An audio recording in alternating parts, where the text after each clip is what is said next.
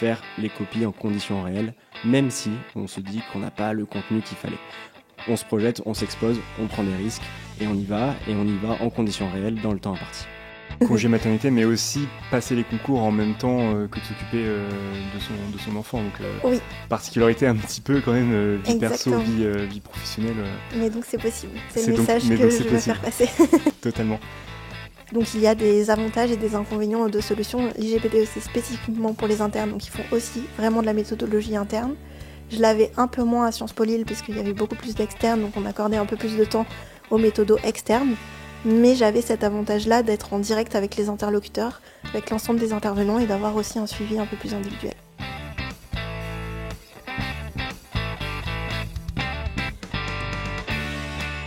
Bienvenue sur Ambition Publique, le podcast animé par David Bass qui donne la parole à des fonctionnaires pour transmettre leur ambition pour la chose publique.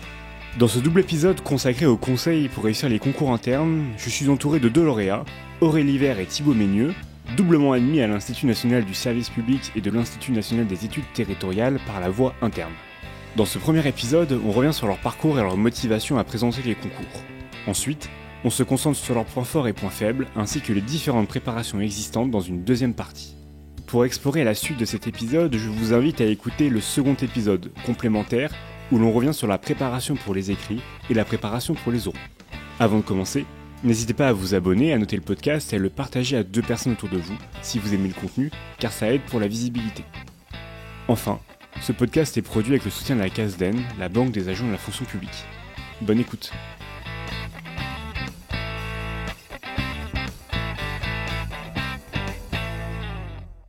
Bonjour Aurélie, bonjour Thibaut. Bonjour. David.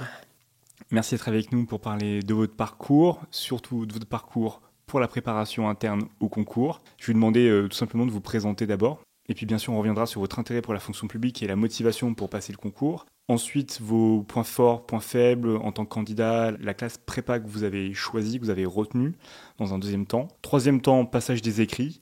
Et enfin, quatrième temps, passage des oraux. Aurélie, je t'en prie. Bonjour à tous les deux. Je suis Aurélie Vert. Je suis actuellement élève fonctionnaire à l'INSP, l'Institut National du Service Public. Pour te présenter mon parcours, peut-être un peu chronologiquement pour l'instant, je suis originaire des Hautes-Alpes, j'ai fait un baccalauréat ES, puis après j'ai réussi Sciences Po Paris grâce à la procédure mention très bien. J'ai fait mon master à Sciences Po, toute ma scolarité à Sciences Po, j'ai choisi Affaires publiques. J'avais fait déjà la préparation au concours à ce moment-là, à la suite du master. J'avais passé des concours A+, et des concours A, et j'ai réussi des concours A, donc j'ai choisi les douanes. Après ma scolarité, j'ai exercé en administration centrale, d'abord sur un poste juridique, et après sur un poste en matière de maîtrise des risques. Et sur ce poste, j'ai décidé de passer les concours, donc j'ai fait le pré-concours de l'INSP, qui généralement ouvre droit à rentrer à l'IGPDE pendant 1 an en détachement. Et moi, j'ai choisi de ne pas aller à l'IGPDE à Vincennes, mais de choisir de faire la scolarité à Sciences Po Lille. C'est une prépa qui mixe les préparationnaires internes et externes. Super. Et toi Thibaut ? Alors je suis Thibaut Meigneux, j'ai 30 ans, actuellement élève administrateur territorial à l'INET, suite à la réussite du concours sur la prépa et l'édition 2023. Pour présenter mon parcours, j'ai d'abord commencé une formation initiale en sciences sociales, d'abord en prépa littéraire, puis sur une faculté à Paris 1 en géographie et en urbanisme. Et j'ai également suivi en parallèle un diplôme à l'École normale supérieure. Je le souligne parce que souvent, quand on vient des sciences sociales et humaines, on peut avoir tendance à se censurer sur la présentation des concours administratifs, alors que je pense que c'est une bonne formation pour y aller. Pour ma part, l'urbanisme, ça m'a permis de comprendre un peu l'univers de l'action publique locale, les différents acteurs, les enjeux, et c'est quelque chose que j'ai pu valoriser. À l'époque, à la fin de mon premier master, j'ai décidé de présenter les concours administratifs en externe, les concours A+.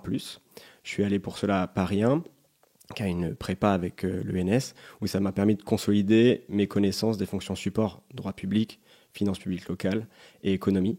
À l'époque, les concours ne m'ont pas réussi, puisque j'ai été admissible à l'INET, mais j'ai pas réussi à transformer l'exercice et j'ai commencé ma vie professionnelle. Ma vie professionnelle, d'abord, je l'ai commencée à Pierrefitte-sur-Seine, en tant que chef de projet à la revitalisation du centre-ville, dans l'urbanisme opérationnel. J'ai découvert des politiques de santé publique, d'espace public, tout l'univers de l'action publique locale, le contact à l'usager et l'échange avec les élus qui est quotidien et que j'ai trouvé passionnant. Après cela, je suis parti à la ville de Paris suite à la réussite d'un concours d'attaché des administrations parisiennes. En 2021, édition fameuse puisque un certain David Bass a également réussi le concours cette année-là. C'est là effectivement où on s'est rencontrés aussi. Tout à fait. Pour moi, et suite à la réussite de ce concours, je suis parti sur les finances publiques locales à la sous-direction du budget. C'était un peu un pari pour sortir de ma zone de confort, découvrir des fonctions support en tant que telles, réfléchir à l'efficience de la politique publique et des dépenses. C'était très formateur et je suis resté sur le portefeuille urbanisme, logement notamment. Et puis après 3 ans, j'ai décidé de présenter les concours administratifs A+. J'avais 30 ans, enfin j'ai 30 ans aujourd'hui, j'avais 29 à l'époque, ce qui m'a conduit à faire une prépa à l'INSET d'Angers et donc de présenter l'INET et l'INSP l'année dernière. Et me voilà. Merci Thibaut pour cette présentation de ton parcours. J'insiste sur un point, c'est qu'on est en mars au moment du tournage de cet épisode. C'est important parce que je tenais à ce qu'on le fasse rapidement après votre obtention du concours. En décembre, quasiment, vous avez su que vous étiez admis respectivement à l'INSP et à l'INET. Et donc, je voulais garder un peu cette fraîcheur d'avoir passé les concours. Mais ça sera bien sûr décalé par rapport à la date de publication de l'épisode. Aurélie, est-ce que tu peux nous préciser un peu plus les missions que tu as occupées en tant qu'inspectrice des douanes et un petit peu, d'une certaine manière, comment tu as choisi de passer les concours A+, à quel moment de ta vie tu t'es dit « maintenant, je peux y aller, j'ai envie de le faire, c'est le bon timing ». Je l'avais envisagé en sortie de master. J'avais déjà fait la préparation au concours, donc c'était aussi pour les concours A+, mais j'avais passé aussi des concours A, et donc j'avais réussi plusieurs concours A, et donc j'ai choisi la douane. Donc j'avais quand même l'idée initiale de manière un peu plus ancienne. Mes postes en douane, donc pour te préciser un peu de quoi il s'agissait, le premier, c'était un poste plutôt à connotation juridique, sur du contentieux fiscal et viticole. Donc j'avais la mission de suivre des sujets à fort enjeu. Les dossiers qui étaient compliqués d'un point de vue juridique, notamment ceux qui montaient jusqu'en cassation, ou alors qui supposaient des arbitrages politiques ou qui avaient un montant financier extrêmement élevé.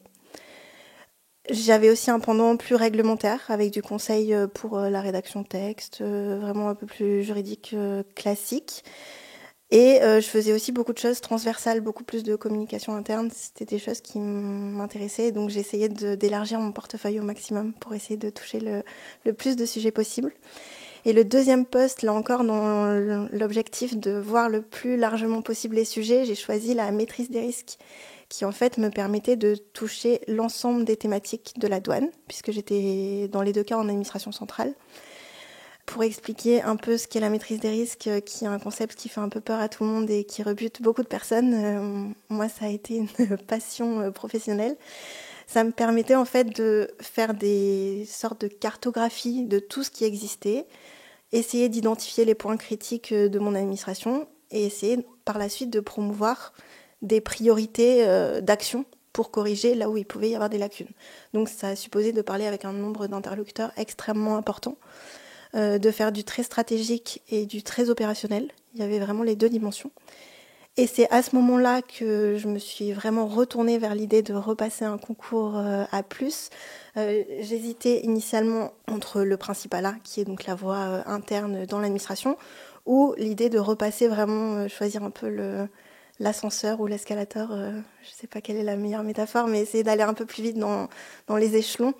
Et donc je me suis dit, je suis encore jeune et dynamique. J'avais encore C'était en quelle année exactement ? À combien de temps on était du concours INET, INSP de 2023 ? C'était un peu avant. Je suis rentrée à la maîtrise des risques au moment du confinement, donc en 2020, en avril 2020. J'ai fait 1 an et demi sur ce poste et j'avais préparé le pré-concours juste quelques mois avant de quitter mon poste.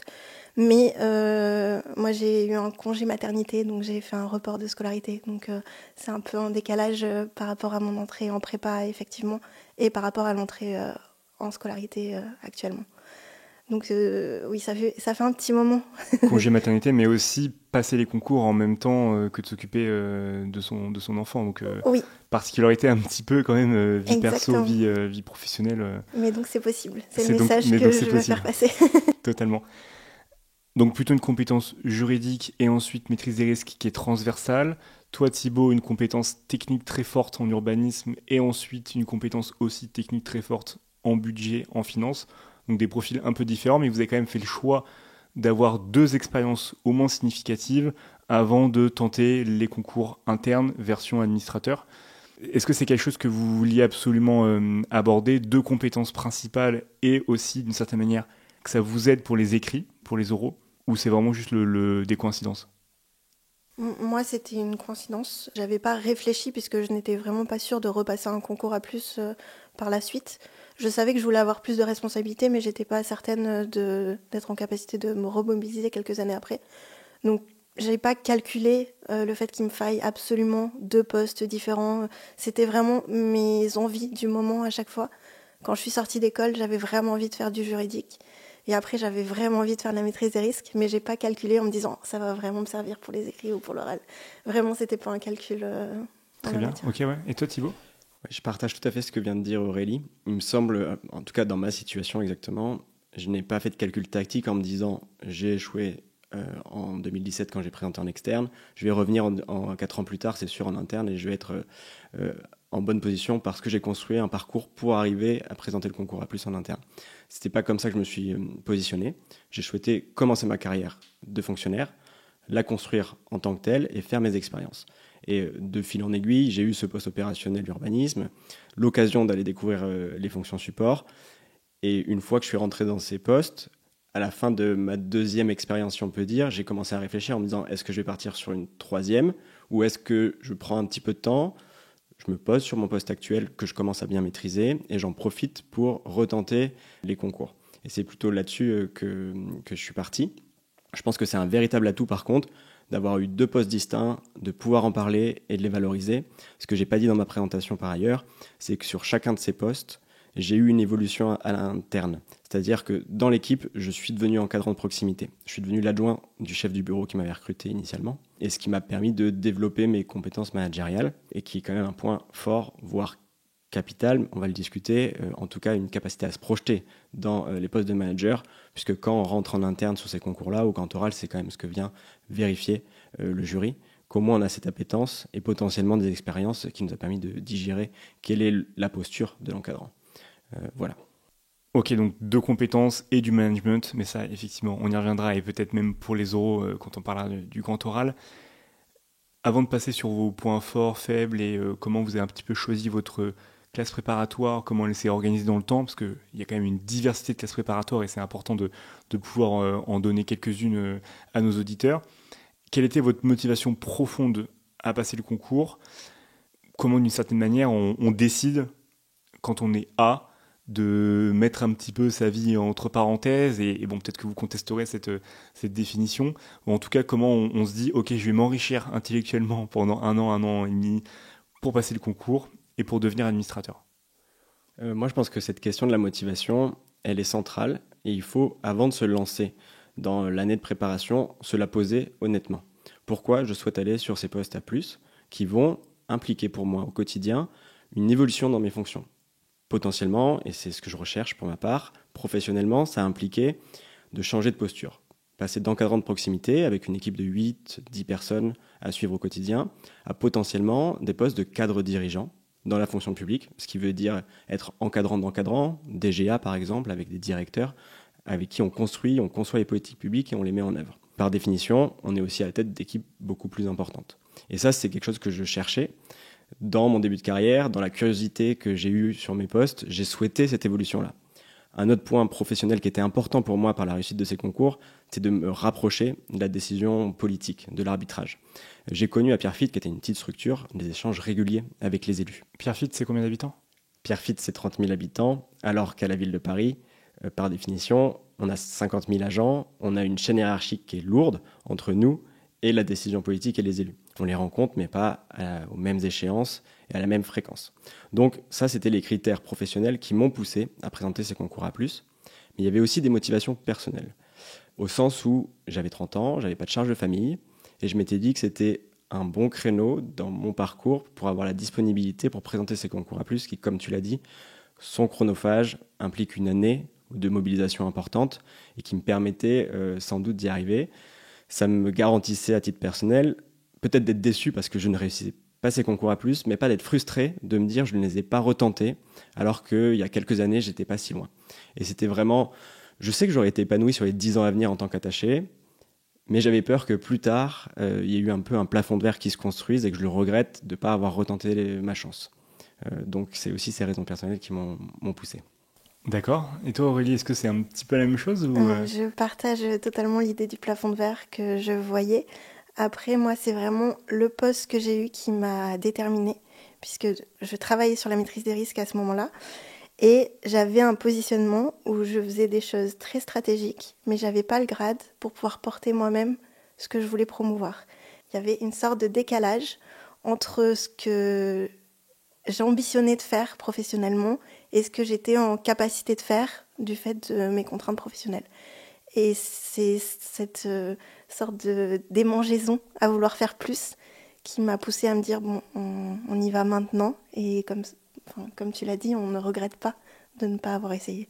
Juste un petit rajout sur cette question de la motivation. Elle est centrale pour 2 raisons. D'abord parce que cette motivation, c'est la première chose que le jury, quand on arrivera au grand taux, va venir chercher. Et je pense qu'on a raison de se poser la question tôt dans la préparation des concours de pourquoi je souhaite aller sur ce cadre d'emploi. Et ensuite, il ne faut pas se cacher, une préparation c'est intense et on a des moments de découragement. Et pouvoir aller chercher sa motivation, qu'on a clairement mis sur la table, ça va permettre de se remobiliser après un découragement, après une séquence un peu difficile. Et donc c'est important de très tôt dans sa prépa être clair avec soi-même. Pour compléter ma réponse initiale, je t'ai fait une première réponse négative, mais en effet, comme tu le dis, il faut être absolument avoir en ligne de mire quelque chose de positif aussi. Moi, je savais aussi pourquoi je passais les concours. J'avais vraiment envie de changer de positionnement, d'impulser de nouveaux chantiers, d'avoir des portefeuilles aussi un peu plus larges pour faire des ponts entre des sujets. Moi, je n'avais pas fait de management comme toi, Thibaut. J'avais fait du management de projet, mais pas du management hiérarchique. Donc, c'était une dimension que je recherchais vraiment en priorité. Et je voulais voir beaucoup plus large. Et donc, c'était aussi une motivation dans les périodes dures pendant la prépa de se dire, il y a une échéance positive à la fin. Il faut vraiment tout donner. Je rejoins tout à fait sur la motivation et on le voit de toute façon aussi quand on est externe et qu'on passe les concours. Quand on est sur 1 an, 2 ans, il faut garder en ligne de mire le concours, les possibilités professionnelles et donc bien savoir en amont pourquoi on passe le concours. Ça, c'est quelque chose aussi que j'avais évoqué dans un épisode sur comment réussir sa prépa concours. Donc je vois qu'on est raccord, que ce soit en externe ou en interne, on a bien sûr la même chose. Et donc maintenant qu'on est au clair sur la motivation, votre parcours, pourquoi vous avez voulu passer ce concours, on va pouvoir maintenant basculer sur cette partie 2 qui consiste à évoquer vos points forts, vos points faibles en tant que candidat et aussi bien sûr quelle classe préparatoire vous avez suivi, comment un petit peu l'année s'est déroulée.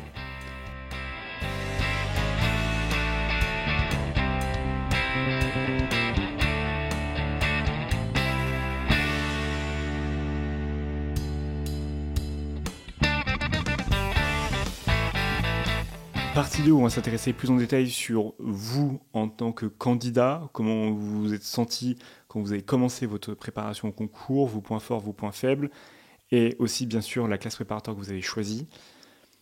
Thibaut, des points forts, des points faibles ? Ah bien sûr. Et je suis d'autant mieux placé pour en parler maintenant, après cette année de scolarité. Quand on débute, on a une intuition sur quels sont nos points forts, nos points faibles, sur lesquels il faut travailler. Mais en réalité, on s'en rend compte plus au fur et à mesure des retours des notes, de comment on se positionne. Je commence par les points forts, on va dire, que j'avais plus ou moins identifiés. D'abord, c'était mes 4 années d'expérience professionnelle et mon début de carrière de fonctionnaire, où j'ai eu des postes variés, à la fois en politique publique et à la fois en fonction support. Et ça, à mon âge, à 30 ans, on n'est pas forcément beaucoup à avoir réussi à jongler sur ces 2 dimensions. À côté de ça, sur les points forts, je l'ai évoqué rapidement, mais j'avais quand même fait 3 années en tant qu'encadrant de proximité. Je m'étais confronté à ces responsabilités d'encadrant, de manager, et j'avais réfléchi à comment on devait se positionner, quelle était la bonne posture. D'ailleurs, j'avais fait un long travail, puisque initialement, c'était pas si facile d'arriver sur des postes d'encadrant. J'avais tendance à être très présent, avoir un peu des difficultés à déléguer parfois, à vouloir vraiment suivre tous les travaux, et je me suis rendu compte que c'était pas l'atmosphère dans laquelle on travaillait de manière intelligente avec les équipes et qu'on accompagnait chacun pour développer le maximum de leurs compétences. Donc j'ai évolué, j'ai raisonné, j'ai su les accompagner en donnant des objectifs, en les aidant à identifier les ressources au bon moment pour atteindre les cibles qu'ils s'étaient fixées. Et il y avait donc un raisonnement, des expériences difficiles aussi parfois avec des agents qui venaient sur leur poste et qui n'étaient pas épanouis, que j'ai aidé à changer, à se reprojeter dans leur carrière de fonctionnaire, à se remobiliser. Et donc c'était autant d'atouts que j'ai pu mobiliser sur ces questions de management et c'était important. Donc là on parle vraiment plus de la partie sur les oraux et le grand oral notamment. Sur la partie des écrits, mes points forts que j'avais pu identifier, c'était déjà j'avais fait une prépa externe, ce qui m'avait permis une première fois de voir l'étendue du programme. Bien sûr, il fallait l'actualiser, mais j'avais quand même un substrat sur lequel m'appuyer et des cours qui étaient encore exploitables et qui ont été quand même assez centraux dans la préparation. À côté de ça, dans chacune des matières des concours à l'écrit, j'étais en capacité d'atteindre une note correcte. Je savais que je pouvais arriver 11-12.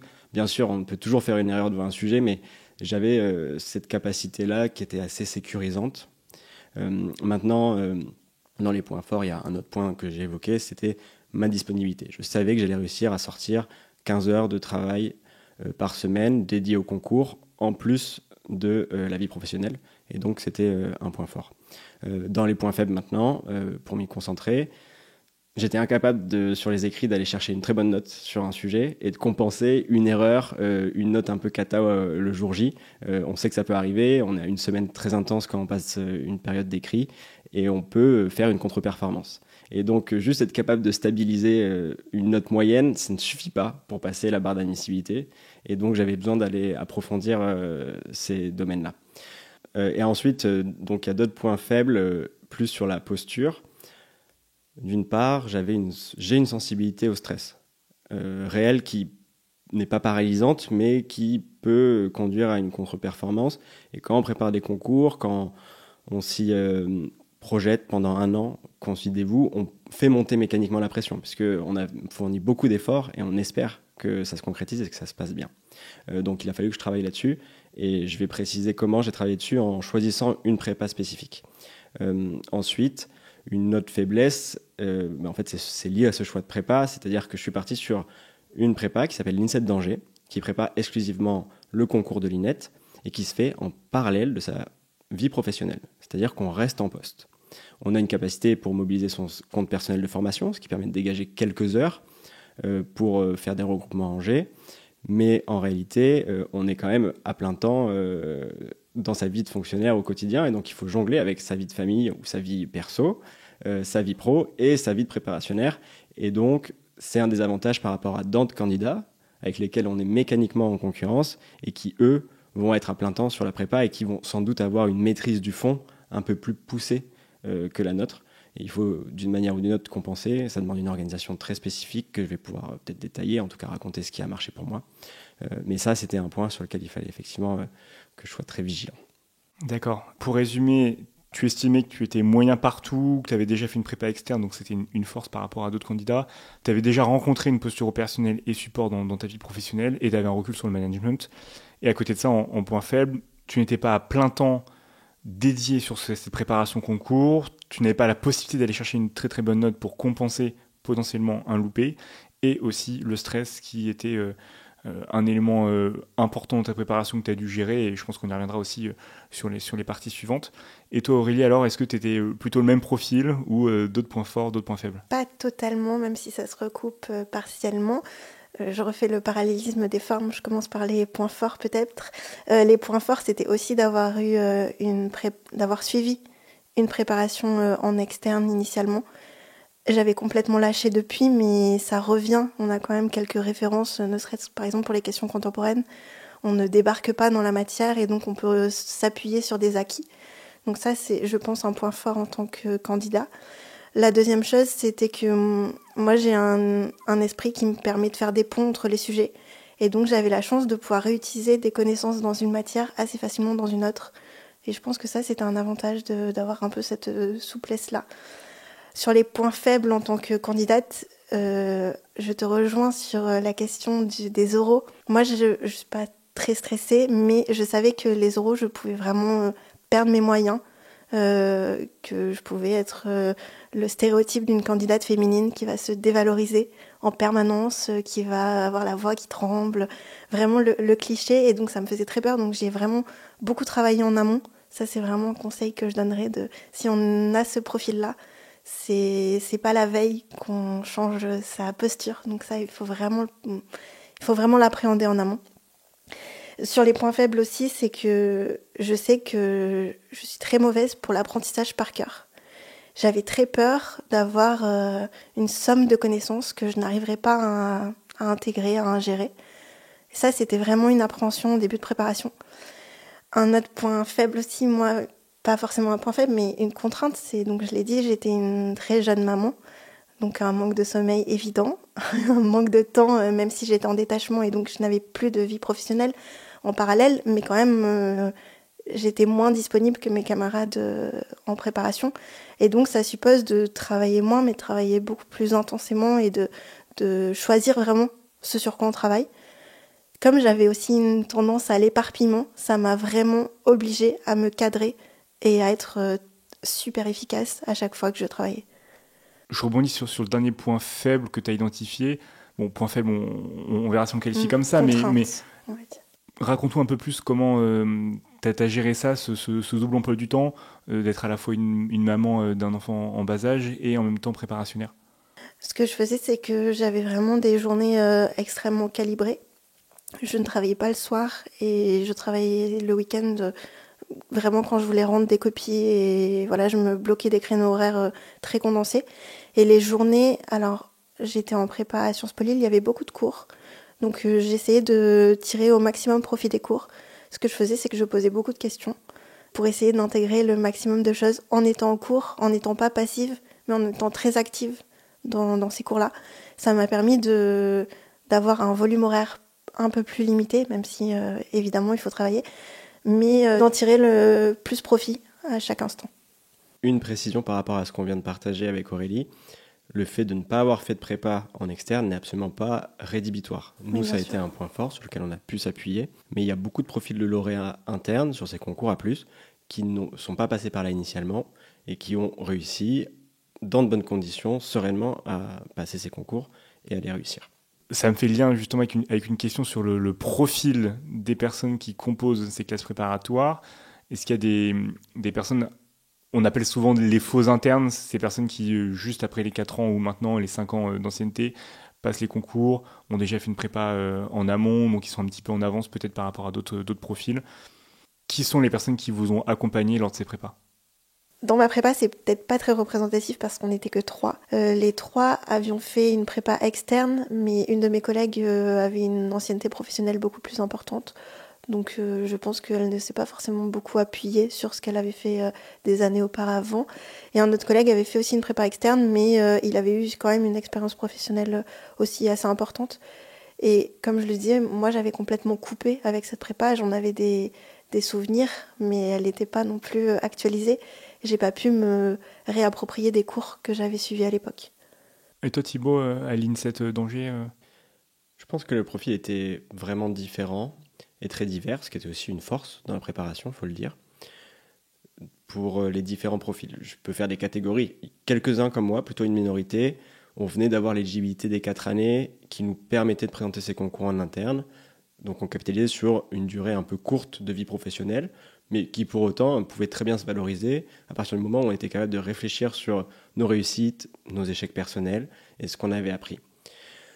À côté de ça, je pense qu'une majorité de profils, c'était plutôt des agents dans la territoriale qui avaient 40, 45 ans, qui se reprojetaient dans les concours, souvent parce qu'ils avaient eu une vie de famille et des enfants qui commençaient à être autonomes, et ce qui leur permettait aussi à eux de s'organiser dans la vie personnelle pour repenser et repasser les concours.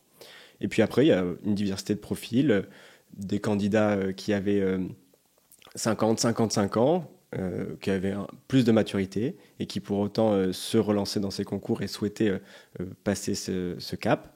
Et d'autres candidats aussi qui, eux, très courageux, avaient des enfants très jeunes qui venaient d'arriver, comme Aurélie, et qui jonglaient avec toutes ces contraintes. Et dans toutes ces catégories, chacun est capable de réussir les concours. Et en tout cas, à l'INET aujourd'hui, dans les lauréats du concours 2023, on a un peu de tous ces profils. Je partage sur le diagnostic aussi en scolarité. Il y a quand même une diversité des profils et des âges différents. Même s'il y a ce que tu appelles les faux internes, moi j'aime pas cette dénomination parce que j'estime qu'à partir du moment où on remplit les conditions, on doit pouvoir être entendu comme les autres candidats et c'est pas illégitime de passer un concours interne au bout de 4 ou 5 ans. Donc je partage pas cette idée, mais dans les faits, elle ne se retrouve pas complètement. Il y a quand même une diversité de profils de personnes qui réussissent. Effectivement, faux interne, c'est péjoratif et c'était aussi un petit peu fait exprès, mais dans l'oral, dans le grand oral, est-ce qu'on est plus exigeant avec justement des internes qui ont fait 4-5 ans max de vie professionnelle? Est-ce qu'on va plus leur tendre peut-être des pièges ou en tout cas essayer de mesurer s'ils ont vraiment tiré profit de ces 4-5 années et qu'ils ont bien l'approche interne? Alors, je ne veux pas parler à la place d'un jury, mais moi j'ai l'impression qu'à partir du moment où la présentation que va faire un candidat est suffisamment structurée, et si dans ses premières réponses on voit qu'il a la bonne posture, qu'il a réfléchi aux véritables motivations, je vois pas pourquoi on serait plus sanctionné ou plus challengé pendant l'épreuve. Peut-être que c'est le cas, mais je n'ai pas d'éléments concrets dessus. Je partage tout à fait ce que dit Aurélie. À mon sens, les jurys vont chercher, et plusieurs l'ont d'ailleurs théorisé dans ceux des concours de 2023, un collègue avec lequel ils ont envie de travailler et en qui ils ont confiance. Et c'est plutôt ce critère-là qui va préjuger de la note finale. Finalement, la question de l'ancienneté n'est pas capitale. Moi, pour mon expérience, j'ai fait moins de management que beaucoup d'autres collègues. Et pour autant, j'ai vu que dans les réponses que j'apportais à ces questions-là, le jury était relativement serein, ou en tout cas satisfait. Il sentait un regard, une capacité à voir les points forts et les points faibles. Bon, tout le monde est rassuré, donc on peut être à la fois un interne avec quelques années d'expérience et ne pas être trop challengé. Ou en tout cas, c'est que des appréciations, des retours. Bien sûr, on n'est que dans le partage. Et d'ailleurs, on a fait exprès de se voir assez vite pour que ça soit vraiment très récent et que ça soit encore dans votre chair. Mais dans cette partie 2, je voulais aussi qu'on parle donc des classes préparatoires pour le concours interne. On a parlé de l'INSET, on a parlé de l'IGPDE. Est-ce qu'on peut brosser un petit peu ce panorama, comment ça s'organise ? Aurélie, est-ce que tu peux nous dire un petit peu plus sur la prépa que tu as suivie ? Oui, alors moi j'ai fait le choix de faire un détachement parce que c'était inenvisageable pour moi de préparer les concours en parallèle de ma vie professionnelle. Je n'aurais jamais réussi à dégager assez de temps pour que ce soit suffisamment sérieux. Donc c'est pour ça que j'avais choisi la voie du détachement en faisant le pré-concours initialement. Sur le choix de la prépa, c'était un critère en tout géographique. J'habitais à Lille, donc j'ai choisi Sciences Po Lille assez basiquement, mais c'était pas non plus un choix par défaut parce que l'IGPDE, donc c'est une prépa qui est spécifique pour les internes et elle est tout à fait adaptée. L'IGPDE, l'acronyme, est-ce que tu peux nous le donner ? Institut de la gestion publique et du développement économique, qui est donc situé à Vincennes et qui est une prépa spécifique pour les internes que la plupart des candidats internes choisissent lorsqu'ils font la voie du détachement. Et donc moi, pour des raisons géographiques, j'ai choisi Lille, mais c'était aussi très intéressant pour moi parce que donc, j'avais fait en externe la préparation à Sciences Po Paris, qui est donc une grosse préparation. Et l'avantage de la prépa à Sciences Po Lille, c'est que donc, je retrouvais des externes dans la préparation et je retrouvais surtout une préparation qui était avec un effectif réduit. Et ça permettait d'avoir un suivi extrêmement personnalisé tout au long de l'année, avec des professeurs qui nous suivent la durée de la formation, qui suivent nos différents galops, nos différents entraînements, et qui donc peuvent avoir un accompagnement beaucoup plus personnalisé. Je ne veux pas présumer de ce qui se fait à l'IGPDE, je ne sais pas exactement s'il y a ce suivi-là, mais j'ai l'impression que pour moi, il était un peu plus individuel. Donc il y a des avantages et des inconvénients aux deux solutions. L'IGPDE, c'est spécifiquement pour les internes, donc ils font aussi vraiment de la méthodologie interne. Je l'avais un peu moins à Sciences Po Lille, parce qu'il y avait beaucoup plus d'externes, donc on accordait un peu plus de temps aux méthodos externes. Mais j'avais cet avantage-là d'être en direct avec les interlocuteurs, avec l'ensemble des intervenants, et d'avoir aussi un suivi un peu plus individuel. Mais les préparations internes à distance ou même en présentiel, ce n'est pas que l'IGPDE. Alors, à distance, je crois qu'il n'y a que l'IGPDE qui propose. En présentiel, en revanche, non. Tu peux aller à l'IGPDE, mais tu peux aussi choisir un institut qui est affilié. Et donc, selon les demandes, chaque année, le nombre est variable. Je sais que l'année dernière, il y avait aussi Sciences Po Bordeaux et Sciences Po Lille. Ça dépend des années et des choix des candidats. Parce que tu passes le même concours d'entrée à cette prépa interne qui permet le détachement. Exactement. C'est un concours qui est organisé par l'INSP et qui permet d'avoir accès à un détachement. Et ensuite, tu fais un vœu géographique en fonction de tes envies et tes besoins. Juste qu'on insiste sur le terme de détachement, ça veut dire que tu es libéré donc de tes obligations professionnelles sur le poste que tu as. Tu pars pour 12 mois, comment ça se passe, combien tu gagnes d'une certaine manière, quels avantages tu gardes? Alors, le détachement, oui, tu es libéré de l'ensemble de tes obligations professionnelles. Tu suis la prépa à plein temps. Jusqu'à présent, avec le concours comme il était organisé à l'heure actuelle, le détachement commençait en novembre. Tu étais prise en charge jusqu'en octobre de l'année suivante. Donc, ça permettait d'englober les épreuves écrites et la préparation des oraux. Et si tu étais admissible, tu avais le droit de prolonger ton détachement. Et tu es payé de la même façon que tu étais payé sur ton poste antérieur. Tu conserves un salaire identique à ton poste. Avec prime inclus, etc. La plupart des primes, oui, je crois qu'il y a quelques subtilités, mais la plupart des personnes gardaient un salaire absolument identique. D'accord, ça c'est un détail important, il n'y a pas de baisse, ou en tout cas substantielle de salaire. Et pour préciser, les épreuves écrites de l'ancien format du concours de l'INSP tombent en août, alors que maintenant elles vont être avancées à mars. Exactement. Et l'IGPDE et les prépas associés, bien sûr, repensent le calendrier, mais on n'a pas plus d'infos, nous, encore à ce jour. J'ai pas les infos. Et toi, Thibaut, donc IGPDE, non. L'État, ça ne nous intéresse pas. C'est l'INSET d'abord? Non, pas du tout. C'était pas un choix par rapport au type de concours. D'ailleurs, je précise que j'ai passé les 2 concours INSP INET et j'ai réussi les 2. En réalité, j'ai fait le choix de l'INSET d'Angers pour les raisons qu'on a évoquées tout à l'heure. C'est-à-dire que j'ai essayé de faire le point sur mes points faibles et notamment sur quelque chose qui m'a toujours été préjudiciable, c'était la gestion du stress au moment de la présentation des écrits notamment. Et j'ai considéré que partir en détachement et donner toute ma volonté sur un seul objectif qui était la prépa concours allait avoir un effet sur moi, sur mon quotidien, de renforcer ce stress-là. Donc je voulais une option qui était plutôt celle où j'arrivais à mener de front différentes vies, mais ce qui permet aussi de relativiser le stress des concours. C'est-à-dire que, in fine, bien sûr, il y aura une grosse déception si on n'a pas réussi le challenge qu'on s'est fixé, mais peut-être qu'on arrivera à mieux se reconstruire ou en tout cas à repartir différemment. Donc c'était un point important et c'est pour ça que je suis parti sur l'INSET d'Angers. Concrètement, pour vous présenter l'INSET d'Angers, l'acronyme, ça veut dire Institut National Supérieur d'Études Territoriales. Et c'est l'INSET d'Angers qui assure la formation de préparation au concours A+, d'administrateur territorial. On est des promos entre 70 et 50 par an. On a une épreuve qui se déroule en janvier, qui est une épreuve de sélection, avec des attendus à peu près similaires à ceux des épreuves écrites du concours qu'on réalise sur une journée. On est une promo de 70, on a 5 regroupements dans l'année, 5 regroupements d'environ une semaine à Angers, qui sont des temps avant tout méthodologiques. On va travailler sur la correction des concours blancs et sur notre méthode des écrits. Cette formation, elle me semble intéressante parce que on va vraiment avoir l'occasion de réaliser 4 concours blancs en conditions et corrigés. En plus des 5 semaines, ça veut dire que tu as 5 semaines de cours du lundi au vendredi et après tu as aussi 4 semaines de concours blancs balisés. C'est ça. Dans l'année. D'accord. C'est exactement ça. Et en fait, les semaines de regroupement viennent après les concours blancs, une fois que les corrections ont eu lieu, pour récupérer nos copies et avoir une correction collective, un peu plus individualisée si nécessaire, avec les professeurs.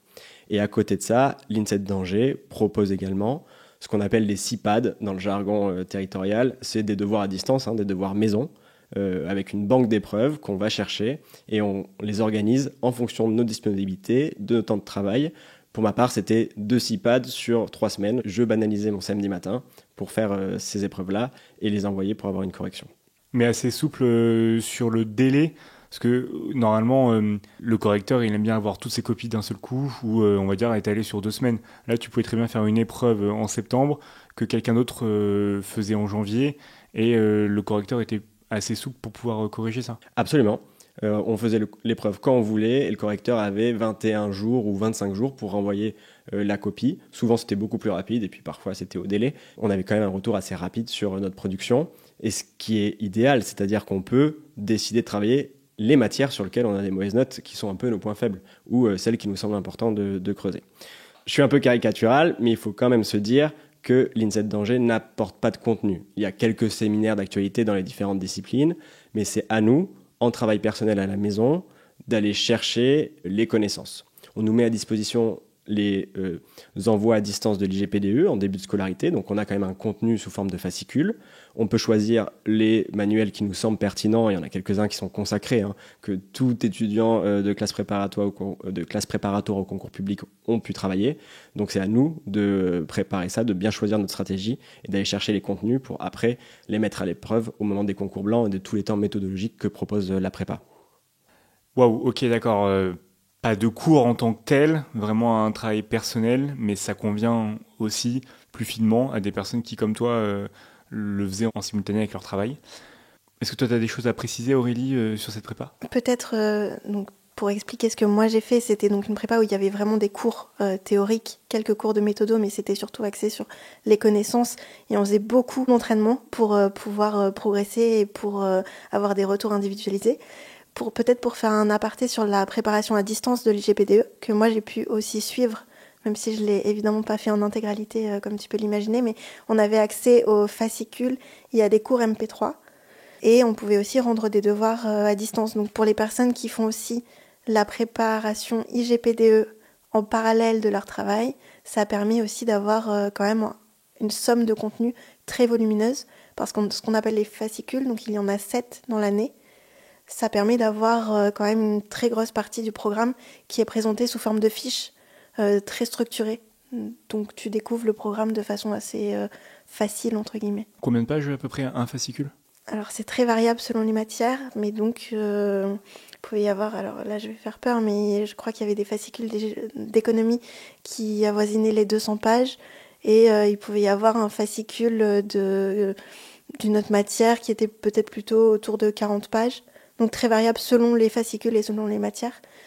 Et au total, je ne sais pas le nombre de pages, mais c'est quand même assez important. C'est une dose, bien sûr, à avaler en tout cas dans les temps, et que ça ne soit pas la course par rapport au concours blanc où on dit bah voilà, le concours blanc il tombe sur tel domaine plus ou moins, et il faut être à jour à temps pour pouvoir le passer dans de bonnes conditions, oui. je suppose. Et par contre, les gens qui sont aussi à l'IGPDE en présentiel ont aussi accès à ces fascicules et travaillent aussi à partir de ces fascicules. Donc c'est vraiment une somme d'informations pour beaucoup de candidats. D'accord. Et donc des cours MP3 aussi, donc format audio. Exactement. Ça tombe bien, on adore nous sur Ambition Publique les formats audio. Combien à peu près par semaine ou en tout cas à l'année rapporté ? En théorie, c'est 1 par semaine sur l'ensemble des matières, en tout cas pour les écrits, il me semble. Je crois qu'il y avait environ une vingtaine, entre 20 et 25 par matière sur l'année pour les épreuves écrites. Et pour les oraux, les cours étaient, par exemple en question internationale, ils étaient un peu plus scindés, un peu plus courts à chaque fois. Donc il y en avait beaucoup plus, mais c'était quand même l'idée, 1 par semaine, subdivisé en 2 thématiques. 1 par semaine, enfin ça représente combien de temps alloué sur de l'écoute MP3 ? C'est environ 2 heures par cours par matière par semaine. Donc si tu comptes les 5 épreuves écrites, on va dire 10 heures par semaine de cours audio. Tu peux les écouter peut-être en vitesse normale et prendre des notes si ça suffit. Peut-être que tu vas prendre plus de temps selon les sujets. Et il y en a certains, si tu les connais, tu peux les écouter un peu plus rapidement. Donc je dirais une moyenne de 10 heures. Moi, j'ai pas du tout pu faire ça puisque je suivais les cours en présentiel, donc j'ai pas eu besoin de cet appui audio, mais ça peut aider certains candidats. D'accord. Est-ce qu'il existe une 3e classe préparatoire qu'on n'aurait pas identifiée ? Non, il n'y a pas en tant que telle une 3e prépa consacrée qui serait une voie idéale pour préparer les concours, mais il y a quand même tous les ans des lauréats qui font le choix de ne suivre aucune prépa en tant que telle et qui se présentent en ayant travaillé sur les manuels, en n'ayant pas eu forcément de correction de devoirs et qui peuvent y arriver.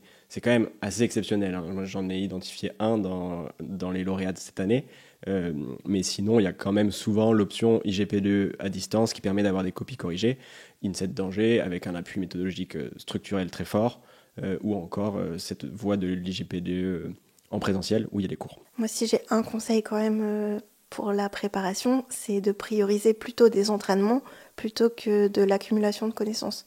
Ce qui fait la différence à la fin, c'est la méthodologie et c'est la structure d'une copie. Évidemment, il faut du fond, mais c'est pas, à mon avis, l'essentiel dans ce type de concours. Je partage tout à fait cette conclusion, et c'est aussi pour ça que je suis parti sur l'INSET d'Angers, c'est que malgré le contenu qui était sans doute, on n'avait pas le temps de l'apporter, il y avait un appui méthodologique qui était vraiment très très fort, et l'occasion d'avoir beaucoup de copies corrigées, et c'est fondamental, surtout dans les copies où on a des faiblesses et on le sait. Et alors, comment se déroulait une semaine type? Comment vous avez échelonné durant l'année? J'ai bien compris qu'il fallait faire beaucoup d'épreuves écrites, beaucoup d'entraînements. Donc je suppose un par week-end quasiment. Thibaut, tu le disais, toi tu te faisais 2 sur 3, t'alternais, plus des concours blancs. Mais dans la semaine, matériellement, voilà, comment ça se passait? Pour ma part, quand je suis arrivé à l'INSET d'Angers, en juillet, donc c'est-à-dire 1 an avant le passage des écrits, on a eu une affectation à une tutrice par petits groupes. Et à la première rencontre avec cette tutrice, que je remercie d'ailleurs, qui m'a beaucoup accompagné, elle nous a dit « Votre cible, c'est de réussir à dégager entre 10 à 15 heures, idéalement minimum, de temps de travail sur la préparation des concours par semaine. Après, vous les organisez comme vous voulez. » J'ai d'abord plutôt rejeté cette information parce que ça me semblait considérable, je dois le dire, à concilier avec vie perso, vie pro. Et puis finalement, très rapidement, j'ai essayé de me fixer un calendrier récurrent. C'est-à-dire que toutes les semaines, j'essayais de me tenir un peu à la même organisation. Sur ces 15 heures, c'était la cible que j'ai choisie. J'avais 4 heures le samedi matin consacrées à une épreuve écrite. C'est important de le préciser ici. L'INET, c'est des épreuves de 4 heures. Quand à l'INSP, ancienne formule, c'était plutôt des dissertations qui étaient de 5 heures, sur les mêmes matières, mais il y avait un petit décalage. Donc je faisais l'épreuve en 4 heures. Et après, dans le reste de ma semaine, je m'organisais pour approfondir les contenus. Souvent, et je suis matinal, donc je suis organisé comme ça, je travaillais le matin avant de commencer mon temps de travail. Donc ça impliquait un réveil assez tôt. Ça me permettait de dégager entre 1 heure et 1 heure et demie le matin, presque tous les jours de la semaine, pour travailler et approfondir les contenus par matière. En revanche, je ne travaillais pas du tout le soir.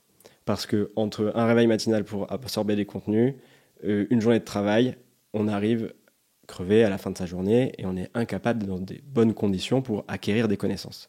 Et moi, c'était mes temps personnels, ma vie avec ma compagne qui m'a aussi beaucoup soutenu, des temps consacrés au sport. C'était aussi une manière de gérer le stress. J'ai fait beaucoup de sport et là-dessus, j'ai fait presque aucun sacrifice en réalité sur l'année de concours. J'ai continué à avoir la même quantité de sportives que d'habitude. Ça veut dire quoi, beaucoup de sport? Il y avait une séquence sportive par jour, des sports différents, mais... Ah oui, d'accord, quand même, une séquence par jour. Donc, okay. Un footing entre midi et 2, potentiellement une séance d'escalade le soir. Voilà, mais tous les jours, il y avait une séance de sport. J'ai quand même dû me réorganiser, puisque avant, je faisais du vélo. Le vélo, c'est souvent des sorties qui durent jusqu'à 5 heures sur le week-end, et ça, c'était effectivement pas conciliable. Donc, j'ai quand même abandonné un sport. J'ai compensé par les 40 minutes de piscine qui permettent de manière efficace d'être serein et bien reposé à la sortie de la séance. Et tu pensais faire du vélo après à Strasbourg, donc ça se compense, d'accord. Et toi Aurélie, comment tu as organisé un peu ton temps? Tu nous l'as dit un petit peu tout à l'heure sur le fait que c'était vraiment la journée, les révisions, et le soir plutôt s'occuper de l'enfant. Oui. Est-ce qu'il y avait d'autres éléments? Mes journées, c'était à peu près de 8h30, 9h le matin jusqu'à maximum 18h. Donc j'essayais d'être très efficace sur ces créneaux-là. J'avais quand même pas mal de cours et à chaque fois que j'avais du temps libre, j'essayais d'avancer sur l'apprentissage. Donc je te l'ai dit tout à l'heure, moi j'étais pas très fan de l'apprentissage par cœur. Mais il y a quelque chose que je peux conseiller pour les gens comme moi, c'est les flashcards. Et ça permet donc aujourd'hui, en plus de manière numérique, d'apprendre de manière un peu plus ludique. Donc le gros de mon apprentissage s'est fait via ce biais-là, donc qui sont des cartes mémo où on peut jouer avec des rectos et des versos pour apprendre des notions, apprendre des chiffres, apprendre des citations. Enfin, j'ai appris pas mal de choses par ce biais-là, donc je faisais ça aussi en journée dès que j'avais un temps libre. Sur ma méthode de travail, donc j'ai vraiment essayé de me limiter sur le nombre de supports. J'ai donc utilisé mes cours et quelques fascicules et GP2, mais c'est tout. J'ai essayé de limiter le nombre de sources externes. Vraiment, quand j'allais chercher de l'info, c'était parce que j'en avais besoin et j'essayais pas juste de surfer pour avoir de l'info parce que j'avais vraiment peur de me perdre dans la masse de données, le nombre de newsletters, de rapports. Il faut en lire, mais il faut quand même bien choisir ce qu'on lit. Et toujours sur la méthode de travail, moi je m'étais pas fait de gros fichages comme font certains candidats. J'avais des fiches qui étaient très limitées, mais ce que je mettais dedans, c'était vraiment ce que je devais connaître par cœur. Et c'est ça qui après nourrissait mes flashcards. Mais je m'étais vraiment pas fait de fichage thématique. J'avais par exemple une fiche en éco sur des notions, une fiche en finance publique vraiment sur les données que j'ai pris une fois pour toutes et je me tenais à ces données-là. Une fiche, par exemple, pour les questions sociales sur des acteurs. Vraiment avoir des fiches extrêmement synthétiques. Bon, à la fin, elles sont quand même volumineuses, mais essayer de ne pas multiplier les informations que je condensais. Et donc, avoir un corpus à la fin qui était extrêmement concentré. Voilà, ça c'est un conseil que je peux donner pour les gens qui n'ont pas beaucoup de temps, et c'est d'aller vraiment à l'essentiel dans son apprentissage. Donc on a après chacun la méthode qui nous correspond et qu'on met en place. À titre personnel, j'ai quelques bonnes pratiques que je peux partager et qui m'ont semblé des temps importants dans ma préparation et qui m'ont vraiment beaucoup soutenu. D'une part, comme j'étais à distance, j'avais quand même un suivi hebdo en petit groupe avec ma tutrice, toutes les semaines entre midi et 2 le jeudi. Ce qui était un moyen de nous remobiliser, si on flanchait, de faire part de nos hésitations, de nos doutes, et d'avoir une petite vie de groupe quand même qui était sympa et qui permettait de se projeter sur la préparation des épreuves orales, même si on n'était pas en train de creuser, ou faire des plans minutes sur des sujets thématiques. Ça, c'était important. Un autre point qui me semble important, c'est également de se fixer une méthode de travail et de s'y tenir. Pas forcément sur toute l'année, mais être capable de se dire « je m'organise comme ça », je banalise ces 15 heures par semaine, et s'il faut, je reviendrai sur cette méthode, mais après l'avoir expérimenté réellement. Il ne faut pas que toutes les semaines, le lundi matin, on se réveille en disant « mais comment je vais m'organiser cette semaine et comment je vais travailler ?»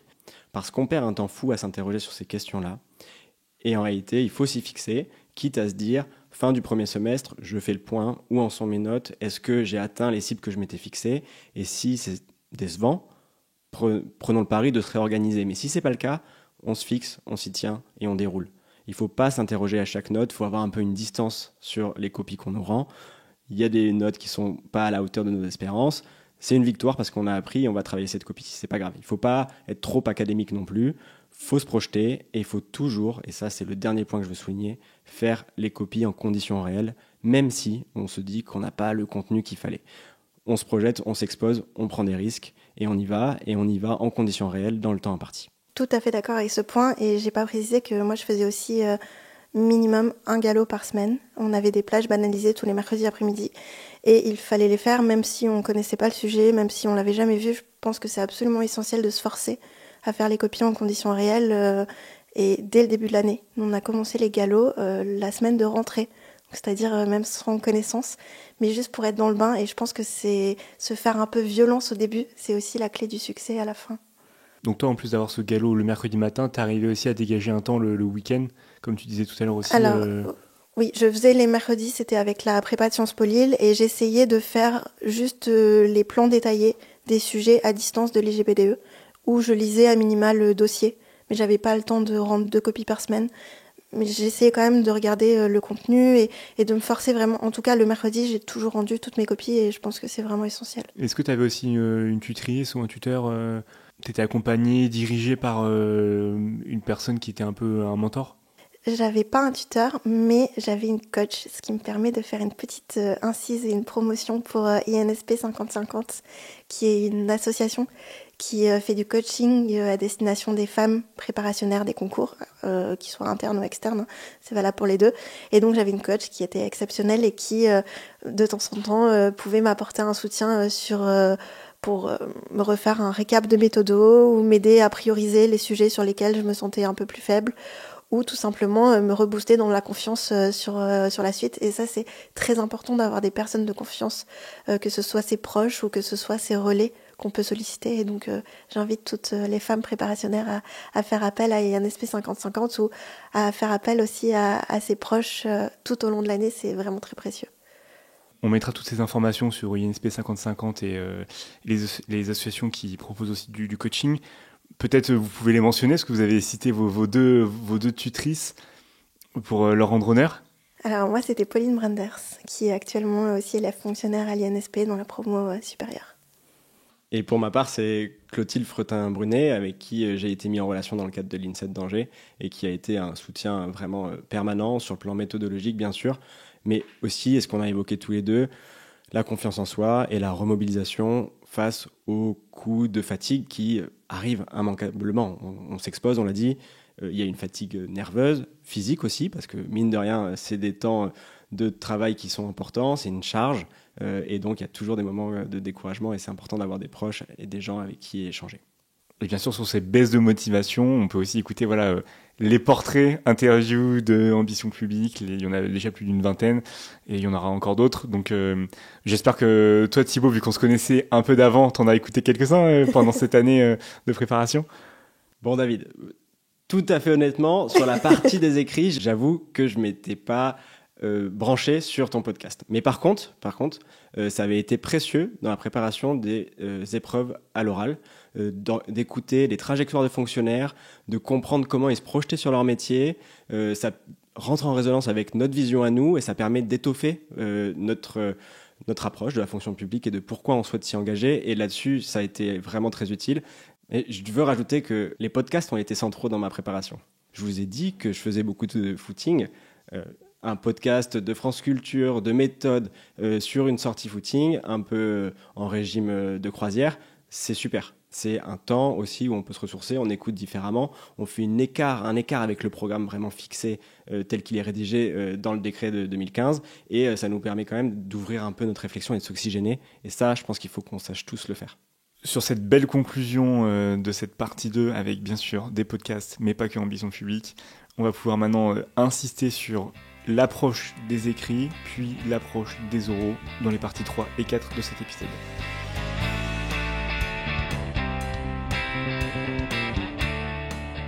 Si vous avez aimé ce podcast, n'hésitez pas à le partager autour de vous, à le liker et à activer la cloche pour rester au courant des nouveaux épisodes. Aussi, vous pouvez retrouver plus d'informations sur les réseaux sociaux et me soutenir pour continuer à produire des épisodes en donnant sur la page Tipeee d'Ambition Publique. Toutes les informations sont dans la description. Enfin, surtout, n'oubliez pas, votre ambition pour la fonction publique ne fait que s'enrichir. Donc continuez à vous renseigner et je vous dis à bientôt pour un nouvel épisode.